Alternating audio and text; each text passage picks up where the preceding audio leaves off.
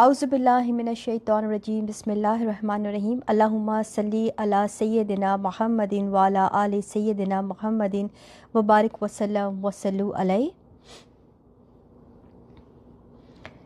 میدان عرفات میں نبی صلی اللہ علیہ وآلہ وسلم کا آخری خطبہ۔ میری ان باتوں کو دوسروں تک پہنچائے۔ نبی صلی اللہ علیہ وآلہ وسلم نے فرمایا، اے لوگوں سنو، مجھے نہیں لگتا کہ اگلے سال میں تمہارے درمیان موجود ہوں گا۔ میری باتوں کو غور سے سنو اور ان کو ان لوگوں تک پہنچاؤ جو یہاں نہیں پہنچ سکے۔ اے لوگوں، جس طرح یہ آج کا دن، یہ مہینہ اور یہ جگہ عزت اور حرمت والے ہیں، بالکل اسی طرح دوسرے مسلمانوں کی زندگی عزت اور مال حرمت والے ہیں۔ تم اس کو کبھی نہ چھیڑو، کبھی نہ تنگ کرو۔ لوگوں کے مال اور امانتیں ان کو واپس کرو، کسی کو تنگ نہ کرو، کسی کا نقصان نہ کرو، تاکہ تم بھی محفوظ رہو۔ یاد رکھو، تم نے اللہ سے ملنا ہے اور اللہ تم سے تمہارے مال کے بارے میں پوچھیں گے۔ اللہ نے سود کو ختم کر دیا، اس لیے آج سارا سود ختم کر دو۔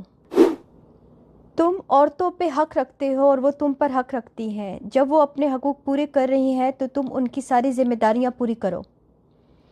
عورتوں کے بارے میں نرمی کا رویہ قائم رکھو، کیونکہ وہ تمہاری شراکت دار ہیں اور بے لوث خدمت گزار رہی ہیں۔ کبھی زنا کے قریب بھی مت جانا۔ اے لوگوں، میری بات غور سے سنو، صرف اللہ کی عبادت کرو، 5 فرض نمازیں پوری رکھو، رمضان کے روزے رکھو اور زکوٰۃ ادا کرتے رہو، اگر استطاعت ہو تو حج کرو۔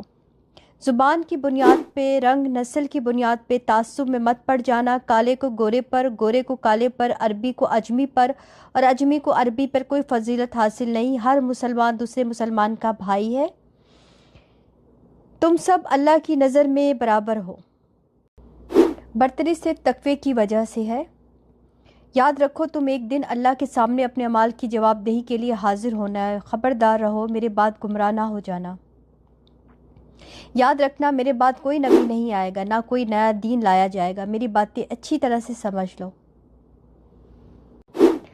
میں تمہارے لیے 2 چیزیں چھوڑ کر جا رہا ہوں، قرآن اور میری سنت۔ اگر تم نے ان کی پیروی کی تو کبھی گمراہ نہیں ہوگے۔ سنو تم لوگ جو موجود ہو، اس بات کو اگلے لوگوں تک پہنچانا اور وہ پھر اگلے لوگوں کو پہنچائے، اور یہ ممکن ہے کہ بعد والے میری بات کو پہلے والوں سے زیادہ بہتر سمجھ سکیں۔ اور پھر آپ صلی اللہ علیہ وسلم نے آسمان کی طرف چہرہ کیا اور اللہ سبحانہ تعالیٰ سے کہا، اے اللہ، گواہ رہنا، میں نے تیرا پیغام تیرے لوگوں تک پہنچا دیا ہے۔ اللہ ہمیں ان لوگوں میں شامل کرے جو اس پیغام کو سنیں، پڑھیں اور اس پر عمل کرنے والے بنیں، اور پھر ان کو آگے پھیلانے والے بنیں۔ اللہ ہم سب کو اس دنیا میں نبی صلی اللہ علیہ وآلہ وسلم کی محبت اور سنت عطا فرمائے، اور آخرت میں جنت و فردوس میں اپنے نبی کے ساتھ اکٹھا کرے۔ آمین۔ جزاک اللہ۔ السلام علیکم ورحمۃ اللہ وبرکاتہ۔